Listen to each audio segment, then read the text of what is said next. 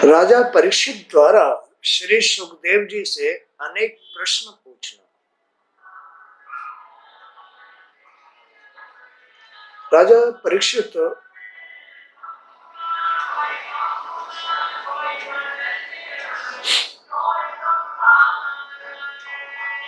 जो पांडव वंश में जो पांडव वंशज थे और जो सुखदेव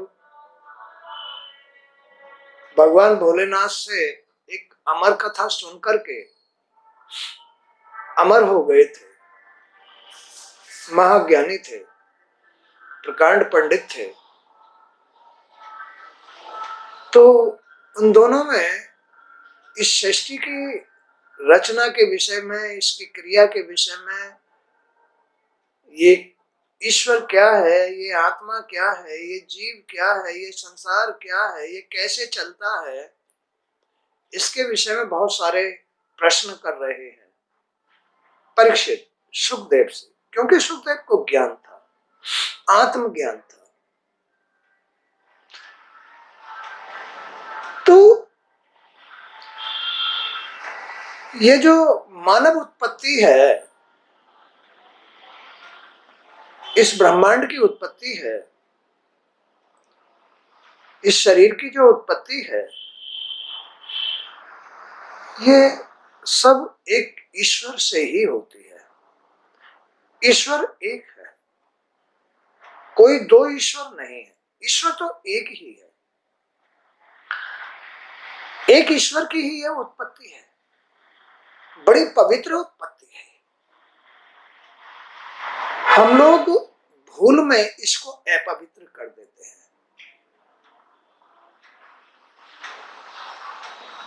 जैसे हमारी आंखों के सामने ये सूर्य दिखाई दे रहा है, थोड़ी देर के लिए हम मान लें कि यही ईश्वर है,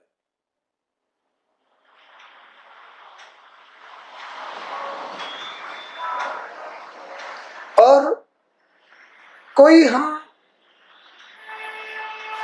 वस्तु इसके सामने रख देते हैं, तो उस वस्तु की परछाई सूर्य से, क्योंकि सूर्य तो एक प्रकाश है, एक ईश्वर है, और जो इसके सामने हमने वस्तु रखी है उसकी ये परछाई बना देता है। ऐसे ही ईश्वर स्वयं प्रकाश है। ईश्वर स्वयं प्रकाश है।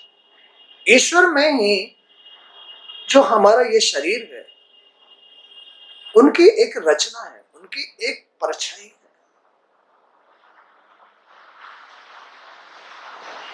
ये ब्रह्मांड हमारी आंखों के सामने है। ये जो हमारा शरीर है, ये ईश्वर की परछाई है, ये ईश्वर का एक स्वरूप है।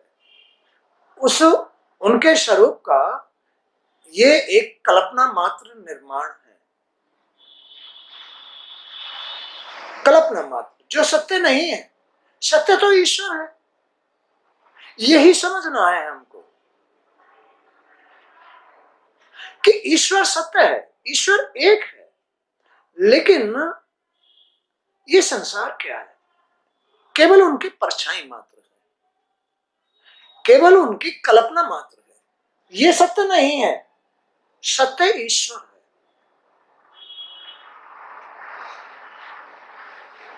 जिसकी ये परछाई है, चाहे ये कह लीजिए कि उन्होंने इसका निर्माण किया, चाहे ये कह लीजिए कि उनकी ही ये परछाई है।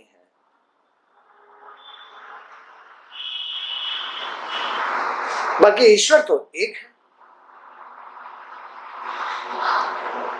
अब उन्होंने इस परछाई में, माने अपने स्वरूप में, इस ब्रह्मांड में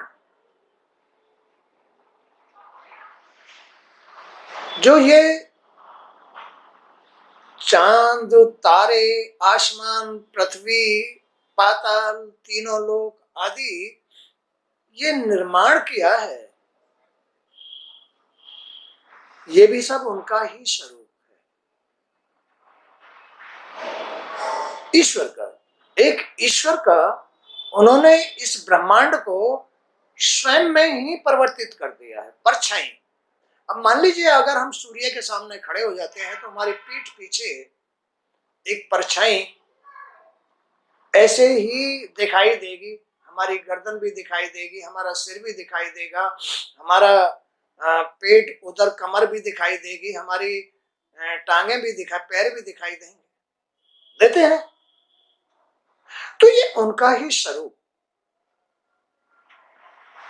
जिसकी रचना एक ईश्वर में से हुई है। अब ईश्वर भागवत बता रही है कि इस रचना के अंदर फिर वो स्वयं ही वास करके इसको चलाना शुरू कर दिया, इसको एक साकार सगुण रूप दे दिया। परछाई तो निर्जीव होती है, उसमें तो कोई भी मतलब जो है जीव नहीं होता, लेकिन उन्होंने स्वयं उसमें प्रवेश किया अपनी कल्पना में, अपनी इस रचना में, इस ब्रह्मांड में उन्होंने स्वयं प्रवेश किया और उस परछाई को ही, उस कल्पना को ही चलाना शुरू कर दिया।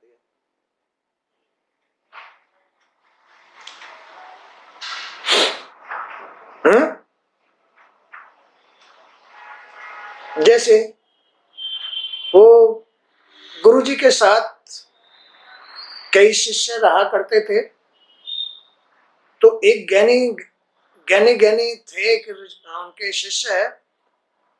तो एक बार गुरुजी कहीं चले गए और उनको संजीवनी मंत्र के लिए, अभ्यास के लिए बोल के चले गए कि तुम जो है इस मंत्र का अभ्यास करना। तो शिष्यों ने सोचा कि आज तो गुरुजी चले गए हैं, हर वक्त मंत्र ही जाप में लगे रहते हैं, तो चलो आज मिट्टी से खेलते हैं। तो वो मिट्टी लाए, कहीं से निकाल के गीली की और उसका जो है एक आदमी का पुतला बना करके और खेलने लगे, है ना, खेलने लगे, कोई बात नहीं है। गुरुजी जब आए, दिखाई दिए कि हाँ गुरुजी आ रहे हैं, तो उन्होंने उस संजीवनी विद्या से, माने उस मंत्र का जाप करना शुरू कर दिया जो गुरुजी उनको जपने के लिए, अभ्यास के लिए दे गए थे। वो मिट्टी वहां रखी थी, वो संजीवनी विद्या का जाप करने लग गए। तो क्या हुआ, वो मिट्टी जो है ना वो सजीव हो गई, संजीवनी विद्या उसके अंदर प्रवेश हो गई। वो मिट्टी का जो पुतला था वो फड़कने लगा। गुरुजी ने आके देखा, अरे भाई ये क्या है? कि गुरुजी पता नहीं ये तो क्या है, हमने तो वैसी मिट्टी से एक आदमी का चित्र बना दिया था, वैसे ही मिट्टी से पुतला बना दिया था, ये तो फड़कने लग गया। गुरुजी बोले, अरे बेवकूफो, तुमने संजीवनी, ये पुतला बना करके संजीवनी मंत्र फूंक दिया इसके अंदर, संजीवनी मंत्र फूंक दिया इसके अंदर, इसलिए ये सजीव हो गया। अब ये ऐसा नहीं है, इसके अंदर जी पड़ गया, इसके अंदर जान पड़ गई, ये सजीव हो गया। अब तो मुझे इसको अपना शिष्य बनाना पड़ेगा। हाँ, इसी तरह से ये संसार ईश्वर की परछाई है, एक पुतला है, ब्रह्मांड है, उसमें यही संजीवनी विद्या है, इसमें जान डाल दी है, जीव डाल दिया है, तो ये सजीव हो गया है। चेतना, जिसको हम चेतना भी कहते हैं, इस शरीर के अंदर क्या है? चेतना ही तो कार्य कर रही है। वो चेतना ही हमारे देखने का कार्य है, सुनने का कार्य है, माने कि पांचों ज्ञानेंद्रियों को वो ही संचालित कर रही है। चेतना, ईश्वर, जो उनकी परछाई में,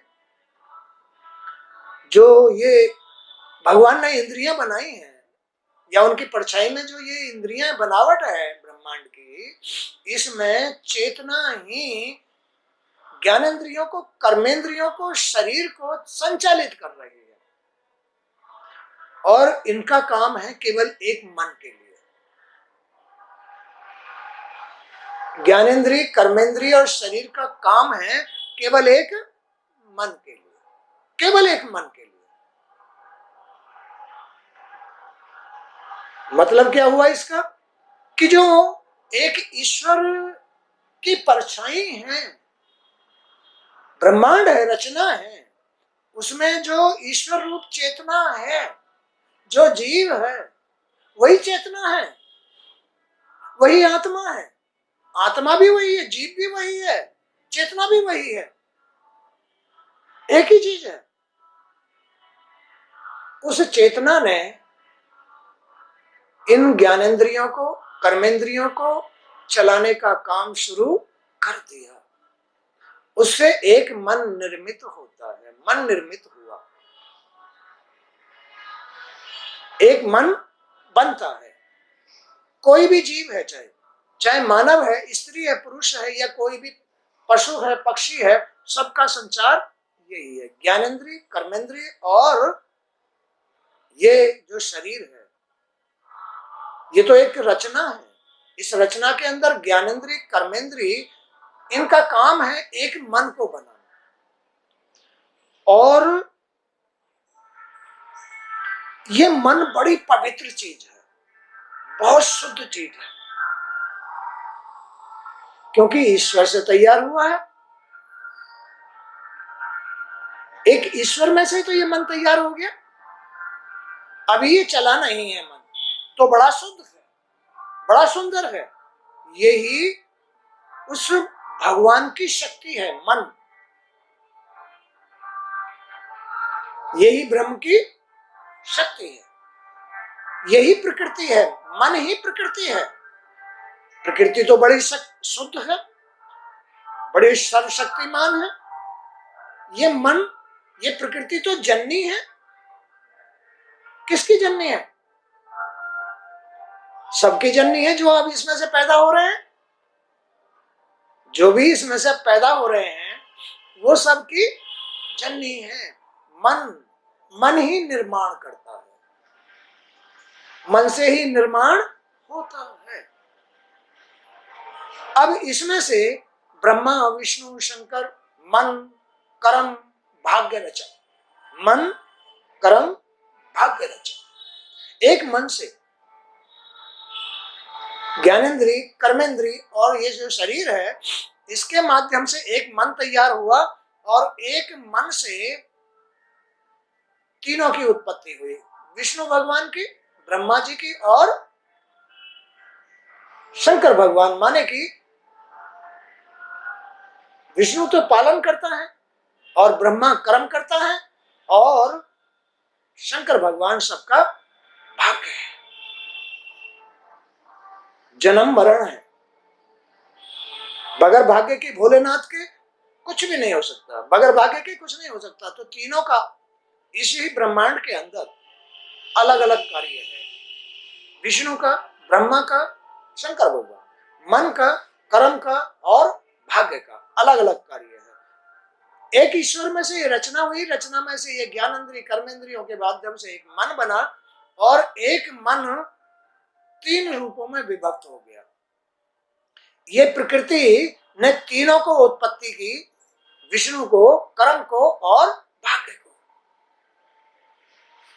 प्रकृति ने तीन देवताओं की उत्पत्ति, महादेवताओं की, मन की माने विष्णु की, ब्रह्मा की और शंकर भगवान की, ये उत्पत्ति मन से हुई। क्योंकि मन जननी है, क्योंकि मन प्रकृति है, क्योंकि इस भगवान की परछाई में जो ये मन की उत्पत्ति हुई, ये ही हमारी अंदर प्रकृति है। ये बड़ी शुद्ध है, ये ब्रह्म की शक्ति है। क्या है ये? ब्रह्म की शक्ति है। ये मन बड़ा शुद्ध है, मन बड़ा सर्वशक्तिमान है। मन सबकी जननी है, ब्रह्मा की भी, विष्णु की भी और शंकर की भी जननी है। प्रकृति, वो ब्रह्म शक्ति इनकी उत्पत्ति करती है।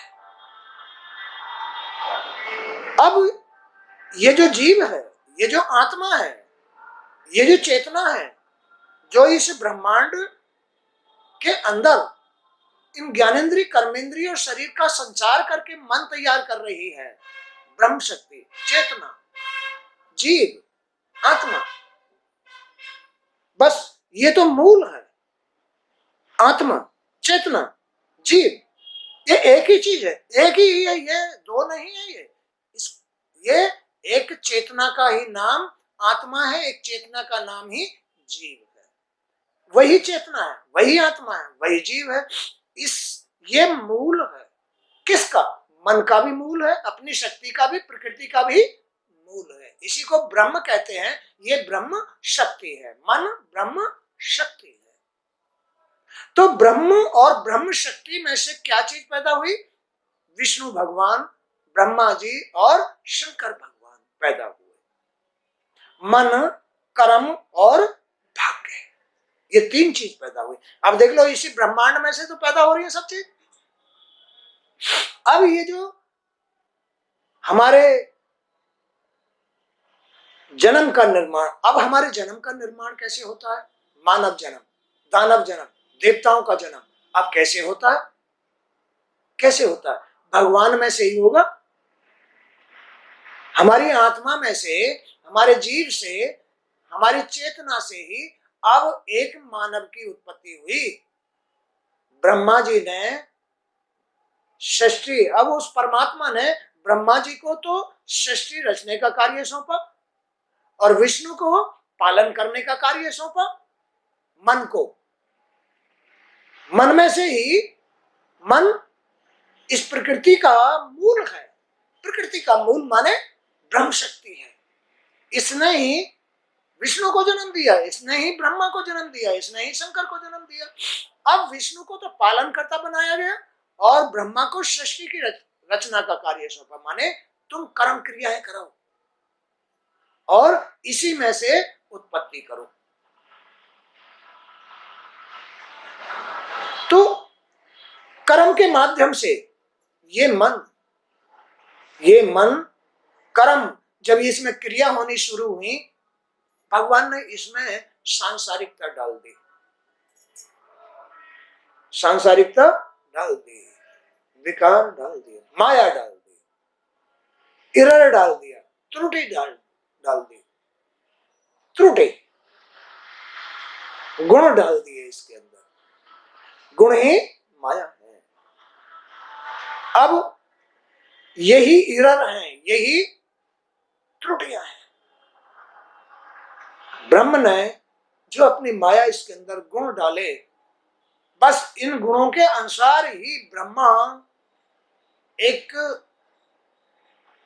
ऐसी रचना कर लेते, ऐसा भाग्य का निर्माण कर लेते कर्म के माध्यम से।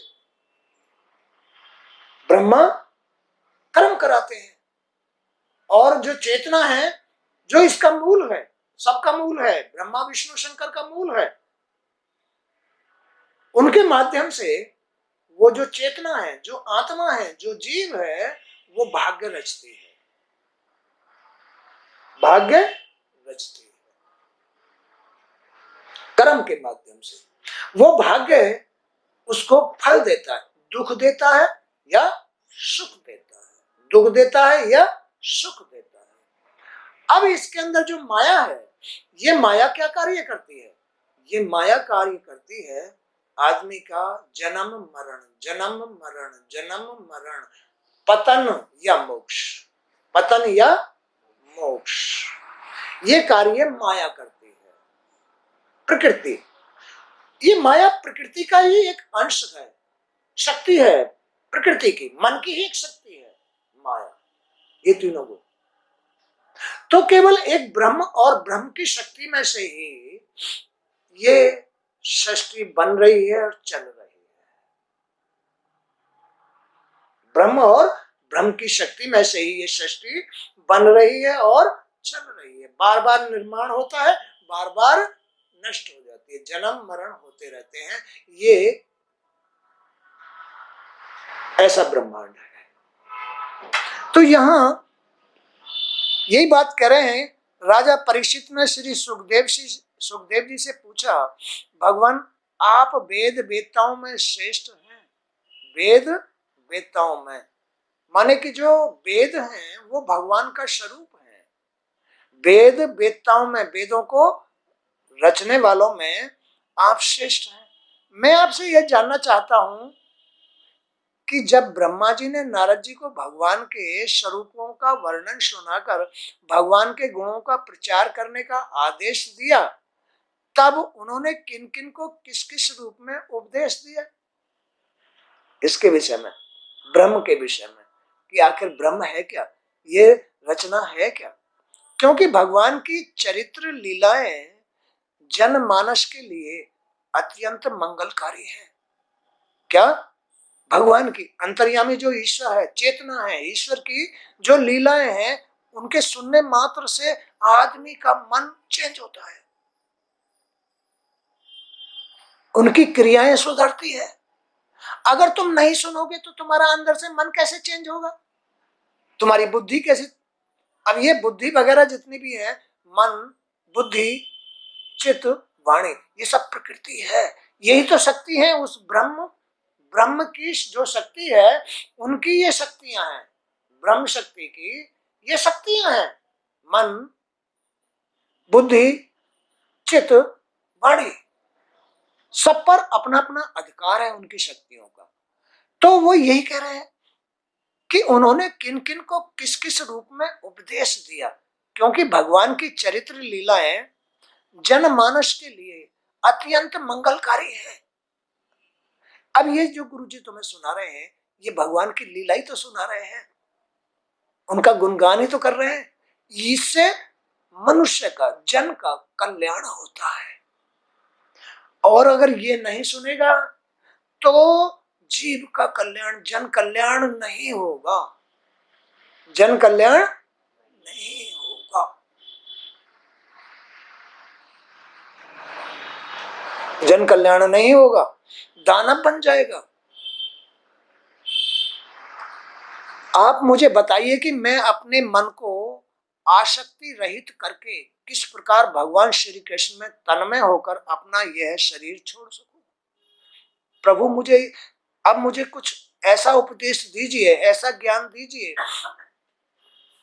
कि मैं अपने मन को आसक्ति रहित करके, जो मेरा ये मन माया से आसक्त हो गया है, जो मेरा मन जो बड़ा शुद्ध है, जो ब्रह्म की शक्ति है, ये कहीं ना कहीं आसक्त हो गया, ये संसार में आसक्त हो गया। अब मुझे बताओ कि मैं इसे फिर दोबारा से कैसे ठीक करूं। ये तो बड़ा शुद्ध था, ये तो ब्रह्म की शक्ति है। मन ही देवता, मन ही ईश्वर, मन से बड़ा न कोई।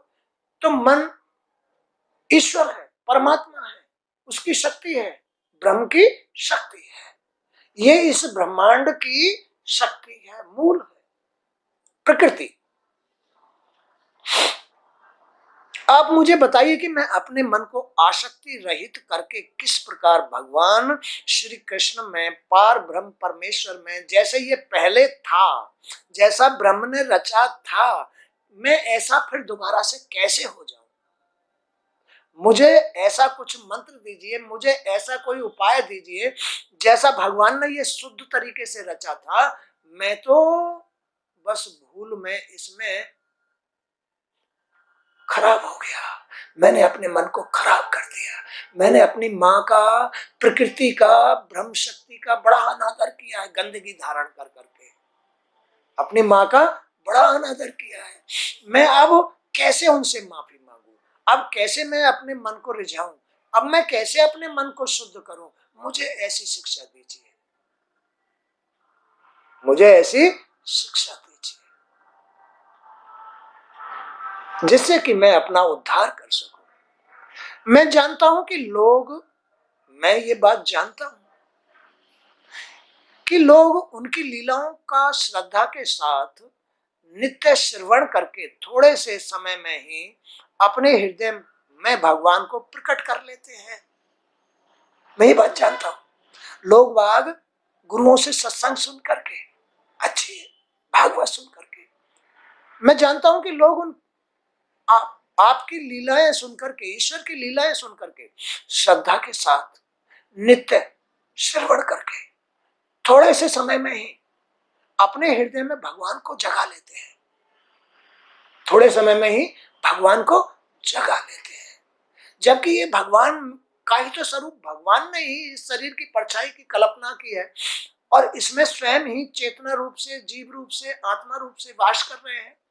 और उन्होंने जो अपनी ये प्रकृति का निर्माण किया है, इसमें जो ये ज्ञानेंद्रिय, कर्मेंद्रिय, शरीर ने मन का निर्माण किया है, ये ब्रह्म के द्वारा ही संचालित हुए हैं। और मैं तो बहक गया, मैं तो बहक गया, मैं तो संसार में चला गया, मैं तो विकारों में चला गया। मैंने तो अपने माँ बाप को उनका अपराधी हो गया। किसका? अपने माँ बाप का अपराधी हो गया। अब सुखदेव मेरे पर इतनी कृपा कीजिए, परीक्षित करें, अब सुखदेव मेरे पर इतनी कृपा कीजिए कि मैं दोबारा कैसे अपने माँ बाप को मनाऊं, मन को शुद्ध करूं और अपने जी को शांत करूं, है ना। श्री कृष्ण के हृदय में प्रवेश करते ही समस्त मैल नष्ट हो जाता है। जब गुरुओं से, व्यासों से भागवत सुन करके थोड़ा थोड़ा नित्य प्रतिदिन जब भगवान को तुम प्रकट कर लेते हो, सच्चाई को प्रकट, पार ब्रह्म परमेश्वर को प्रकट कर लेते हो, तो श्री कृष्ण माने पार ब्रह्म परमेश्वर उनके हृदय पर विराजमान हो जाते हैं, सच्चाई विराजमान हो जाती है। उसके मन का मैल धुल जाता है। मन का ही तो साफ करना है। अब यहां तुम लोग क्या कर रहे हो? अपने मैल को, मन के महल को साफ कर रहे हो। मन पर जितना महल है ये तुम्हारे कर्मों का पाप है। क्या है ये? कर्मों का पाप। मन में जो महल है कर्मों का पाप है। माने कि तुमने जैसा इस शरीर को चलाया है, इसके विपरीत जितनी इसको, इसमें से क्रियाएं की हैं, जितनी विपरीत तुमने दशा में इसको रखा है, जितना अशुद्ध मन को अशुद्ध किया है, वो सब मन का पाप है। इतना मन दूषित हो रहा है। तो जिसका हृदय शुद्ध हो जाता है वह श्री कृष्ण के चरण कमलों को एक क्षण के लिए भी छोड़ना नहीं चाहता है। अब ये कितना बहक गया, ये मन कितना गंदा हो गया, अब नियम धर्म नहीं रहे। भगवान के चरण क्या है? नियम धर्म। नियम धर्म से ही मन और जी शुद्ध रहता है। भगवान ने तो इसे शुद्ध ही बनाया था, अपने में से ही बनाया था, लेकिन बस जी जो है इस शरीर के अंदर, इस ब्रह्मांड के अंदर, इस कल्पना के अंदर घुस गया, जिससे कि मन का निर्माण अशुद्ध होना शुरू हो गया। मन का निर्माण अशुद्ध होना शुरू हो गया। अब मन की अशुद्धि में वो भटकने लग गया, गलतियां करने लग गया, रोग दोषों में बदल गया, हानियों में बदल गया जी। अब उसको ज्ञान नहीं रहा। पहले तो उसको सब कुछ ज्ञान था, सब कुछ ज्ञान था, हर बात का उपाय ढूंढ लेता था, रास्ता ढूंढ लेता था, दूसरों को भी रास्ता देता था जब शुद्ध था। अब बार बार इसमें नित्य प्रतिदिन घुसने से पागल हो गया। जो उसकी प्रकृति है अंदर, मन, बुद्धि, चित्त, वाणी, ये अशुद्ध हो गई, अंतःकरण अशुद्ध हो गया। अब धीरे धीरे भगवान श्री कृष्ण की ये बातें सुन सुन करके, इस सत्य का स्वरूप का गुणगान सुन करके हृदय शुद्ध हुआ फिर दोबारा से, और भगवान का गुणगान सुनना शुरू किया।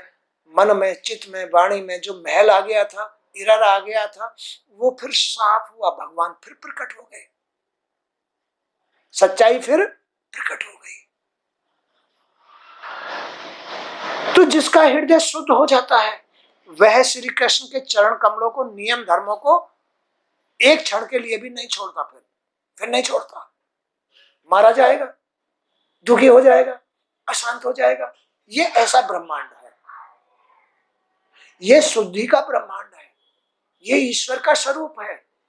मन भी उसका ही स्वरूप, तुम भी उसके ही स्वरूप, सारी इंद्रियां उनके ही अंग है।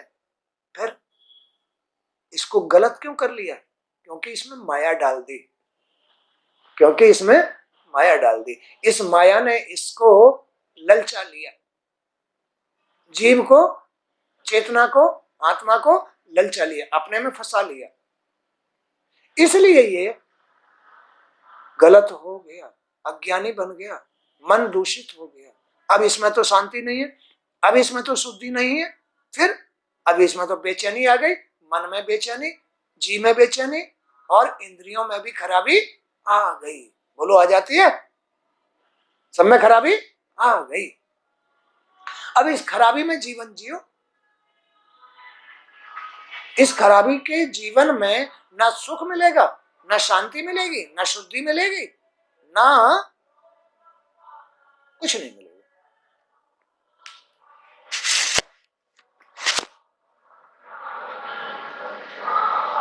मन की खराबी में कुछ नहीं मिलेगा, जी की खराबी में कुछ नहीं मिलेगा, सुख नहीं मिलेगा, शांति नहीं मिलेगी,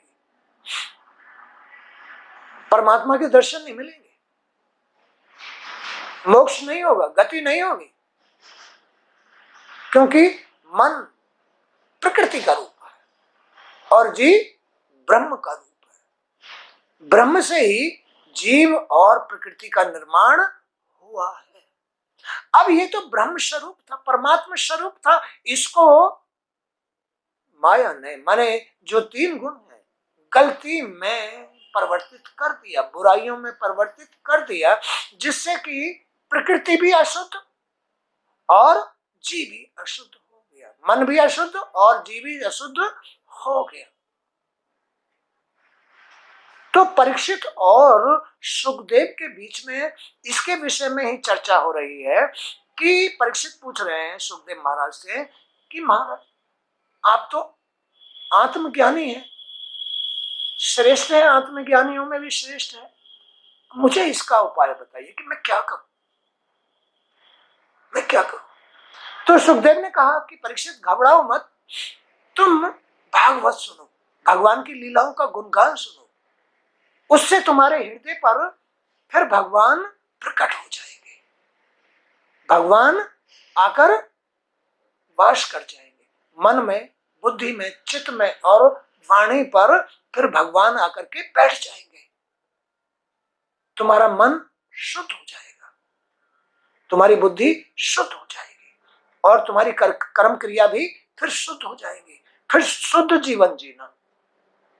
एक बार अगर इस रचना में प्रकृति के हृदय पर, प्रकृति में ईश्वर का प्राकट्य हो जाता है, ईश्वर प्रकट हो जाता है, तो जीव फिर, क्योंकि पहले धोखे में आ जाता है और धोखा खा करके फिर वो उससे बच के निकलता है धोखे से। एक बार अगर ईश्वर प्रकट हो गया तो फिर जीव उसको नहीं छोड़ता है, क्योंकि जीव की जरूरत है सुख, जीव की जरूरत है आनंद, आत्मा की जरूरत है सुख, आत्मा की जरूरत है आनंद। आत्मा अपने ही स्वरूप में रहना चाहती है, जीव अपने ही स्वरूप में रहना चाहता है, चेतना अपने ही स्वरूप में रहना चाहती है, लेकिन करे तो करे क्या? माया ने उसे अपनी तरफ खींच लिया, फंसा लिया था, इसलिए अब वो मजबूर हो गया। रोज नित्य प्रतिदिन उसका जो ज्ञान स्वरूप है वो माया के आवरण में ढकता चला गया, अज्ञानी होता चला गया, उतना ही वो लिप्त होता चला जाता है, उसका मन अशुद्ध रहना शुरू हो जाता है, बुद्धि खराब होनी शुरू हो जाती है, दूषित दूषित कर्म होने शुरू हो जाते हैं, सांसारिकता आ जाती है। एक ब्रह्म में, एक जीव में, एक आत्मा में, एक ईश्वर के स्वरूप में, एक मन में सांसारिकता आ जाती है। क्या? बुराई आ जाती है, आ जाती है ना।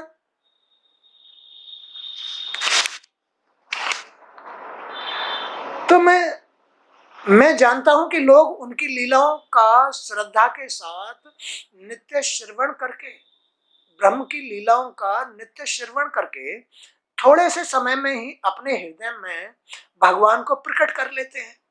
श्री कृष्ण के हृदय में प्रवेश करते ही समस्त मैल नष्ट हो जाता है।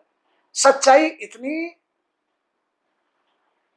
शुद्ध है, सच्चाई इतना बड़ा उपाय है, सच्चाई परमात्मा स्वरूप है, उससे बुराई का महल तुरंत कट जाता है, माया तुरंत हट जाती है। ईश्वर पर माया का कोई असर रंग नहीं चढ़ता है। सच्चाई पर भगवान की लीलाओं का गुणगान जहां होता हो वहां माया प्रवेश नहीं करती है। क्या? वहां माया प्रवेश नहीं करती है। ऐसी है उनकी लीला। जिसका हृदय शुद्ध हो जाता है वह श्री कृष्ण के चरण कमलों को एक क्षण के लिए भी नहीं छोड़ता। फिर सुखदेव कह रहे हैं परीक्षित से, यह सत्य है, यह बिल्कुल सच्ची बात है। जीव का पंचभूतों से कोई संबंध नहीं है। इस जीव का, इस आत्मा का, इस चेतना का इन पंचभूतों से यानी शरीर से कोई संबंध नहीं, कोई लिंक नहीं है। वो तो निराधार है, वो तो इसके इस परछाई में, इस कल्पना में प्रवेश कर गया है। परमात्मा आत्मा रूप में, चेतना रूप में इन पंचभूतों में प्रवेश कर गया है, प्रवेश ही कर गया है। लेकिन इससे वो अलग है बिल्कुल। ईश्वर तो सत्य है और ये तो उनकी परछाई है, कल्पना है, सत्य नहीं है ये, ईश्वर सत्य है बस। तो वो ये कह रहे हैं कि ईश्वर सत्य है, जीव का, आत्मा का, चेतना का पंचभूतों से कोई संबंध नहीं है। फिर भी उसका शरीर पंचभूतों से ही बनता है। किसका शरीर? जीव का शरीर फिर भी पंचभूतों से ही बनता है। क्यों? क्योंकि जीव, चेतना, आत्मा इस शरीर में विलीन हो जाती है, तभी आगे का शरीर निर्मित होता है, दूसरा शरीर निर्मित होता है। कब? जब ये जीव, ये आत्मा इस शरीर में विलीन हो जाती है, इसको अपना मान लेती है, इसमें घुस जाती है, इसके साथ क्रिया करना शुरू कर देती है, मन के साथ क्रिया, पंचभूतों के साथ, ज्ञानेन्द्रिय, कर्मेंद्रियों के साथ ये आत्मा मिल करके क्रियान्वित हो जाती है। तब ये आत्मा इसमें मोहित हो जाती है, इसको ही सत्य मानना शुरू कर देती है, उसका प्रकाश ढकना शुरू हो जाता है और एक नए शरीर की रचना कर लेता है ये जीव, ये आत्मा। जबकि जीव, आत्मा ये शरीर नहीं है, जीव, आत्मा ये शरीर नहीं है, ये तो कल्पना है। शरीर तो, ये तो एक रचना है, ये तो एक ब्रह्मांड है, ये तो एक उनका स्वरूप है, इसमें वो प्रवेश करते हैं। तो जैसा ब्रह्मांड का निर्माण उन्होंने किया है, उसमें ज्ञानेन्द्रिय, कर्मेंद्रिय और पंचभूत हैं, जिससे एक मन का निर्माण होता है। तात्पर्य, ये जो जीव है, ये आत्मा मन के अधीन हो जाती है। किसके अधीन हो जाती है? मन के अधीन हो जाती है। पंचभूत, ज्ञानेन्द्रिय और शरीर के साथ क्रिया करके ये मन के अधीन हो जाती है। बस यही है जीव की असुरक्षा, यही है जीव का अंधकार, यही है अंधे कुआं में गिर जाना, यही है मन से हार जाना। फंस करके ये आत्मा इस परछाई में, इस ब्रह्मांड में, इस रचना में, इस प्रकृति में फंस करके खुद अज्ञानी हो जाता है, अपना ज्ञान छुपा देता है और दूषित मन का साथ लेकर के पराधीन हो जाता है। दूषित मन का साथ लेकर के पराधीन हो जाता है। तो ये सत्य है कि जीव का पंचभूतों से कोई संबंध नहीं है, फिर भी उसका शरीर पंचभूतों से ही बनता है। ऐसा किस कारण से होता है? गुरुदेव, सुखदेव जी, परीक्षित पूछ रहे हैं कि ऐसा किस कारण से होता है? क्या स्वभाववश अथवा कोई और अन्य कारण है? देख लो, है ना। अब पता नहीं कि ये कैसे इस शरीर की रचना हो जाती है, क्योंकि इसमें जो चेतना है, आत्मा है, इस शरीर को अपना सत्य मान लेती है। यही सत्य है। ये शरीर में मैं आ जाती है, मैं आ जाती है।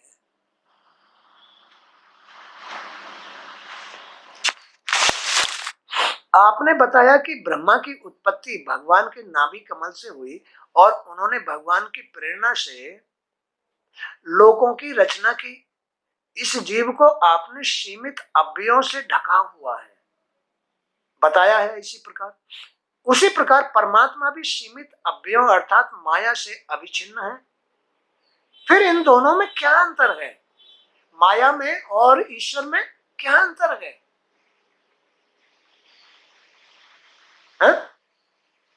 माया के स्वामी परम पुरुष परमात्मा अपनी माया का त्याग करके किसमें किस रूप से शयन करते हैं? आखिर इसी में तो माया है और इसी में स्वामी है, जबकि माया का निर्माण भी परमात्मा ने किया है। तो फिर परमात्मा कहाँ रहते हैं और ये माया कहाँ रहती है? ये क्वेश्चन किया परीक्षित ने कि इसी शरीर के अंदर जो ये आप माया बता रहे हो कि भगवान ने इसके अंदर माया डाल रखी है, वो माया कहाँ रहती है और वो ईश्वर कहाँ रहता है? माया के स्वामी परम पुरुष परमात्मा अपनी माया का त्याग करके किसमें किस रूप में शयन करते हैं? कहाँ शयन करते हैं? किस रूप में शयन करते हैं? ईश्वर चेतना रूप में शयन करते हैं, आत्मा रूप में शयन करते हैं, जीव रूप में शयन करते हैं, इसके कण कण में शयन करते हैं। लेकिन अब माया क्या है? अब जब इसके अंदर वो प्रवेश कर ही गए तो माया क्या है? सतोगुण, रजोगुण, तमोगुण। कहा? सतोगुण, रजोगुण और तमोगुण। ये कहां से पैदा हुई? ईश्वर से, आत्मा से।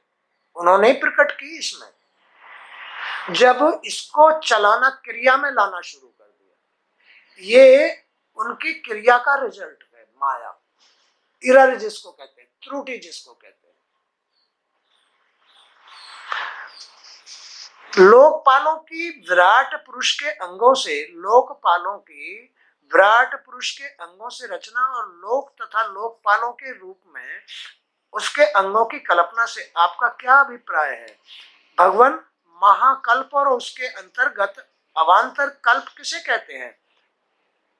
भूत, वर्तमान और भविष्य काल का अनुमान किस प्रकार से किया जाता है? अब देख लो ना, इसके अंदर ही सारी बात पूछी जा रही है।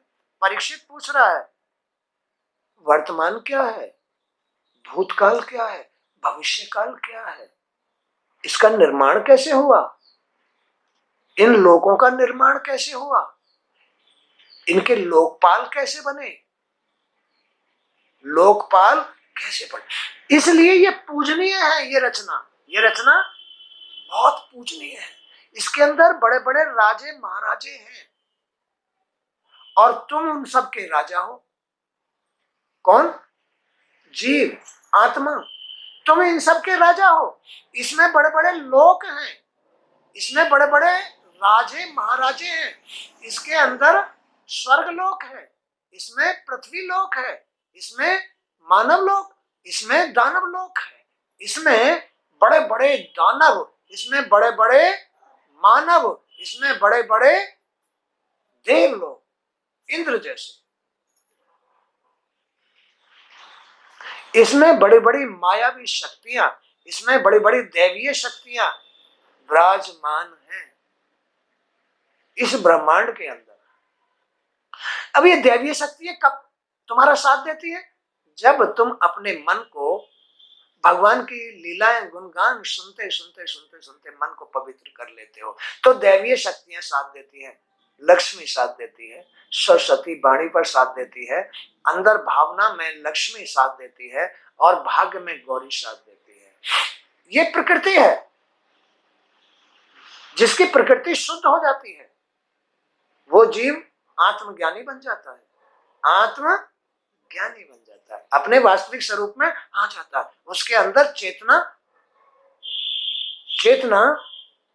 शुद्ध होती है, उसका मन शुद्ध होता है, उसी पुरुष का मन शुद्ध होता है।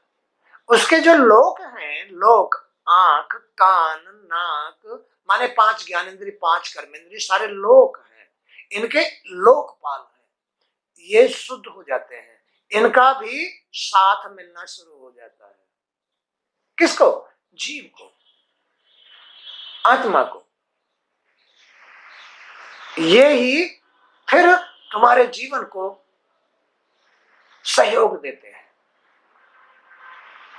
दैवीय शक्तियां तुम्हारे जीवन में सहयोगी बन जाती है। और जब तुम्हारे मन अशुद्ध हो जाता है, संसार में घुस जाता है, तो मायावी शक्तियां प्रकट हो जाती है। वो फिर तुम्हें शक्तिशाली तो होती है, जितनी दैवीय शक्ति शक्तिशाली होती है, इतनी मायावी शक्तियां भी शक्तिशाली होती हैं। अब ये तुम्हारा नाश करती है, तुम्हारा नाश करती है। लूटपाट, युद्ध, आक्रमण,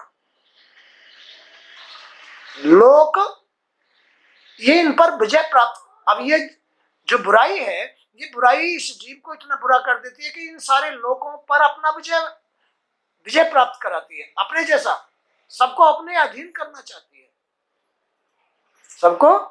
अब पहले तो ये था ईश्वर का अंश, अब ये हो गया मायावी अंश। यही जीव, यही आत्मा, यही चेतना पहले तो थी परमात्मा का अंश। ये आत्मा थी, चेतना थी, जीव था। लेकिन अब ये कैसा जीव हो गया? मायावी जीव। अब पहले ये ईश्वर का अंश होकर के तो दैवीय शक्तियों के साथ रहता था, अब ये मायावी शक्तियों के साथ रहना शुरू हो गया। अब मां की भी ताकत कम नहीं है, मां की भी ताकत कम नहीं है। जैसे पुरुष की ताकत कम नहीं होती, ऐसी मां की भी ताकत कम नहीं होती। जैसे जी की ताकत कम नहीं है, जीव की ताकत कम नहीं है, ऐसे ही मन की ताकत भी कम नहीं है।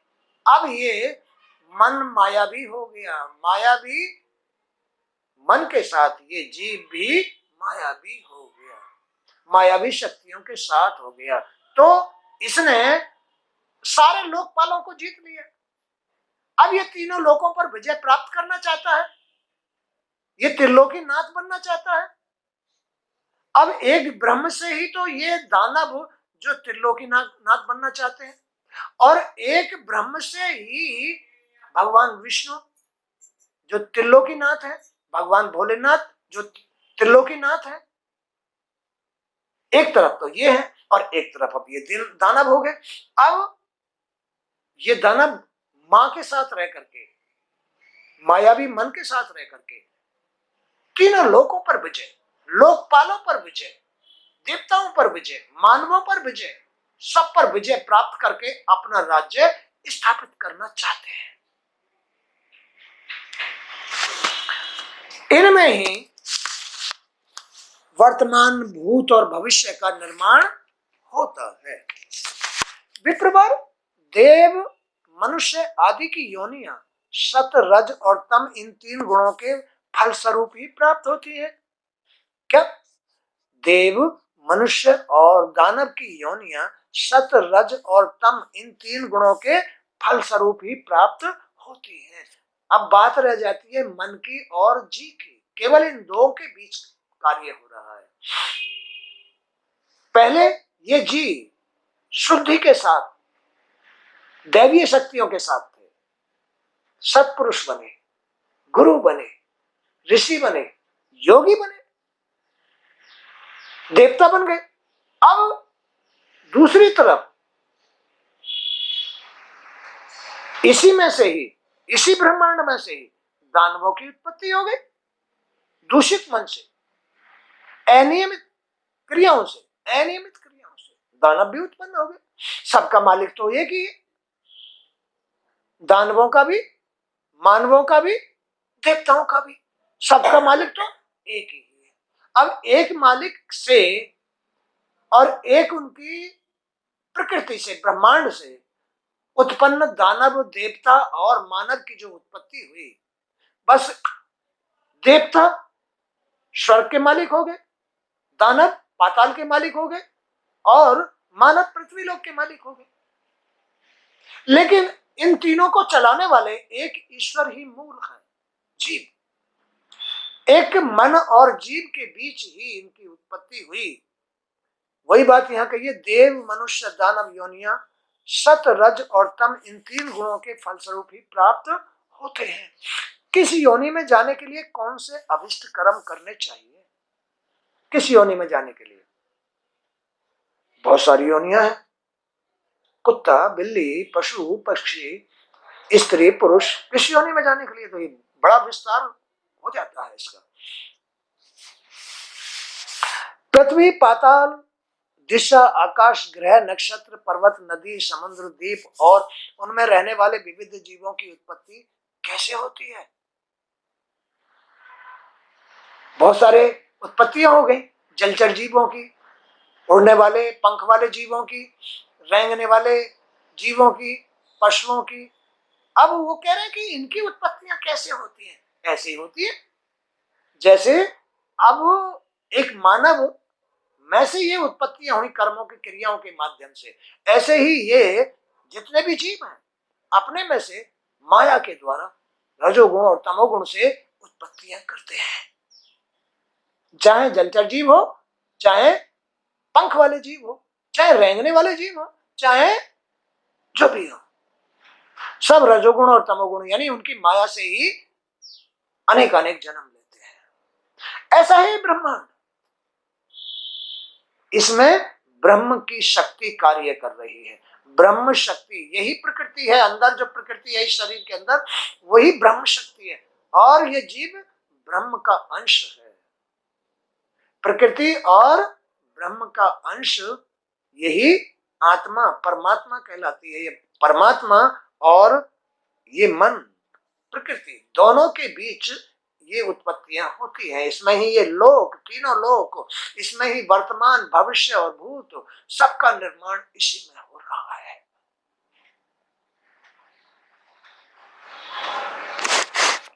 हे सुखदेव जी महाराज, समस्त प्राणियों की उत्पत्ति, स्थिति, प्रलय कब और कैसे होती है? कब और कैसे होती है? कर्मों के अनुसार, कर्मों के अनुसार। रजोगुण में, तमोगुण में इनकी उत्पत्ति भी होती है और विनाश भी होता है, मृत्यु भी होती है। धर्म कर्म की साधना विधि क्या है? अभी इसी में धर्म कर्म की साधना विधि क्या है? पहले तो अपने आप को साधो, मन को शुद्ध करो, अपनी बुद्धि शुद्ध करो, विचार शुद्ध करो, अपनी ज्ञानेंद्रिय कर्मेंद्रिय शुद्ध करो, साधना करो, तो फिर तुम्हें धर्म कर्म की साधना मिल जाएगी, दैवीय शक्तियों का साथ मिल जाएगा, मिल जाएगा। और जो तुमने साधना नहीं की तो ये साधना, जो धर्म कर्म की विधि है, ये तुम्हें नहीं मिलेगी, दैवीय शक्तियों का साथ तुम्हें नहीं मिलेगा, मन शुद्ध नहीं रहेगा, धक्के खाते रहो। तो पाखंड कैसे पनपता है? परीक्षित पूछ रहे हैं सुखदेव जी से, प्रभु पाखंड कैसे पनपता है? आत्मा के मोक्ष का स्वरूप क्या है? आत्मा के मोक्ष का स्वरूप बताया ना मैंने अभी। आत्मा, ये जो जीव है, मोक्ष कब होती है? जीव माने आत्मा, ये मोक्ष कब होती है? ये शरीर भी, ये मन भी तो आत्मा ही है। ये भी तो परमात्मा का ही रूप है, ये उनके ही तो अंगों की रचना है। तो मोक्ष कब होता है? जब तुम्हारा जैसे पहले मोक्ष ही रूप था, इसके चलने से पहले पहले तुम्हारा मोक्ष ही रूप था, लेकिन इसको जब तुमने चलाना शुरू कर दिया तभी तो इसमें बुराई आई, तभी तो मन में त्रुटि आई। तुम अपने मन को शुद्ध कर लो, मोक्ष हो जाएगा। मन का भी मोक्ष और तुम्हारा भी मोक्ष। तो अपने मन को शुद्ध कर लो तो तुम्हारा जीते जी मन भी मोक्ष और तुम भी मोक्ष हो जाओगे। तो आत्मा का मोक्ष का स्वरूप क्या है? भगवान पूर्ण रूप से स्वतंत्र है, फिर वे अपनी माया से किस प्रकार क्रीड़ा करते हैं? फिर वो अपनी माया से, क्योंकि ईश्वर तो चेतना है, जो इस शरीर के अंदर ईश्वर है वो तो चेतना है, वो तो आत्मा है, वो तो जीव है। वो माया से किस प्रकार क्रीड़ा करते हैं? किस प्रकार करते हैं? सुन करके, देख करके, सुन करके, चख करके और बहुत सारी कर्मेंद्रियों को चला करके क्रिया करते हैं। किस गुण में करते हैं? सतोगुण में नहीं, रजोगुण में। किस गुण में करते हैं? माया के किस गुण में? रजोगुण में ही ये क्रियाएं होती हैं। फिर ये तमोगुण में ले जाती हैं, तो फिर तमोगुण में क्रियाएं होती हैं। और फिर जब थक करके, पिट करके बहुत ज्यादा अंत परेशान हो जाता है, तब कहीं उसको ऐसी सुध आ जाए, ऐसी बुद्धि आ जाए, भगवान उस पर कृपा कर दे या कोई पुण्य उसका फल जाए, वो भागवत सुनना शुरू कर दे, तो सतोगुण में आएगा वो। तो सतोगुण में, माया के सतोगुण में ये सब कुछ क्रियाएं शुद्ध क्रियाएं होती हैं। रजोगुण में सांसारिक क्रियाएं होती हैं और तमोगुण में विनाश की क्रियाएं होती हैं। ये माया के साथ होती हैं। तो भगवान पूर्ण रूप से स्वतंत्र हैं, फिर वे अपनी माया से किस प्रकार क्रीड़ा करते हैं? ये क्रीड़ा है। हे विप्रवर, हे व्यास, हे सुखदेव जी महाराज, मैं आपकी शरण आया हूं, मेरी इस व्यथा को दूर कीजिए।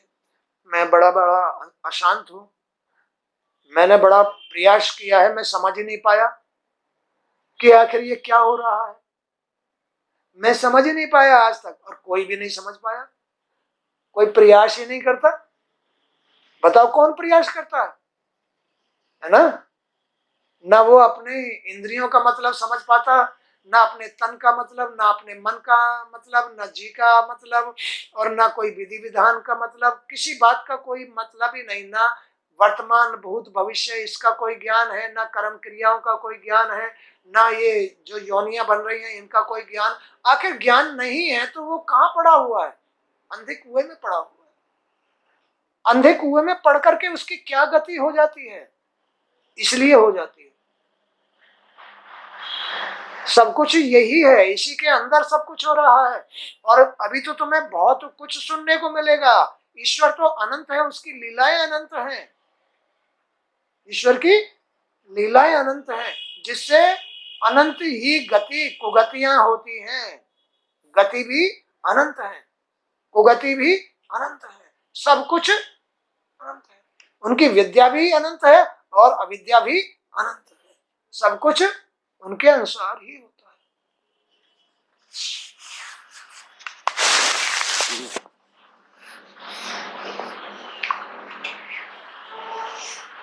तो मेरे प्रश्नों का एक एक करके उत्तर दीजिए प्रभु, मेरे प्रश्नों का एक एक करके उत्तर दीजिए। हालांकि मैंने आपको साथ के साथ समझाया है कि ये सब कुछ लीला क्या है एक ईश्वर की, किस प्रकार मन के साथ लीला हो रही है। ईश्वर की मन के साथ लीला हो रही है, ईश्वर की मन के साथ लीला हो रही है। अब ये मन क्या है? ये मन, चूंकि इसमें माया पड़ गई, तीन गुण पड़ गई, ये मन माया भी हो गया। अब ईश्वर माया भी मन के साथ कैसी लीला कर रहा है जिससे वो स्वयं भी माया भी हो गया, और इस मायावी संसार में उसकी क्या गति हो रही है, इस मायावी संसार में जीव की क्या गति हो रही है। इससे मुक्त होने का भी उपाय उन्होंने बताया है कि भाई अपने मन को शांत कर लो, भगवान की लीलाएं सुनो रोज, अपने हृदय पर भगवान को प्रकट करो, जिससे कि तुम्हारी ज्ञानेंद्री, कर्मेंद्री, ये पंचभूत शुद्ध हो जाए और तुम्हारा मन शुद्ध हो करके फिर तुम अपने पहले जैसे रूप में आ जाओ, शुद्ध रूप में, ज्ञान रूप में, प्रकाश रूप में आ जाओ, तो तुम्हारी ये कुगतियां शांत हो जाए। तो आज का सत्संग भी यहीं तक। जय श्री कृष्ण। श्री कृष्ण है गोविंद वासुदेव।